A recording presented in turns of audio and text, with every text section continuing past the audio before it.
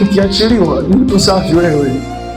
Yaani wewe ukiachiliwa, ukikombolewa, wewe ni mzuri sana. Na ndio maana kama mtumishi wa Mungu lazima aachilie neema ya kukupa, Mungu akupe neema ya kumfundisha mtu kutoka 0 mpaka 100. Unaweza usikie sana.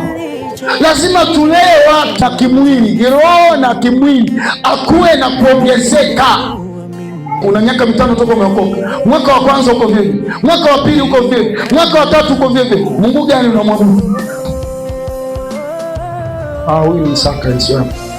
Ni watu waliojitoa. Akasema hivi, vile visima vya baba yangu naenda kuvilima. Naenda kulima na kutumia visima vya baba yangu kumwagilia nini? Maji. Akabuni kilimo cha kiangazi. Isaka alikuwa ni mtu wa kufosi matokeo. Mvua zimekata, watu wengine wamesema tupumzike, tusubiri mvua zinyeshe tena. Yeye anasema visima vile ambavyo baba alikuwa ananyeshea wanyama, mimi nalima, napanda mbegu, nitamwagilia kwa maji haya. Mimi nataka nifosi matokeo. Lazima umiliki miliki zako, mwana wa Mungu.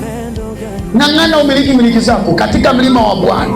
Kwenye madhabahu hii wapatikane watu wanaomiliki miliki zao, wapatikane watu ambao wana hasira kwamba mimi natoka utumwani ili niende nikamtumikie Bwana. Utoke kwenye umasikini ukamtumikie, utoke kwenye matatizo ukamtumikie, utoke kwenye hali ya madeni ili ukamtumikie, utoke kwenye shida zote utoke ili ukamtumikie.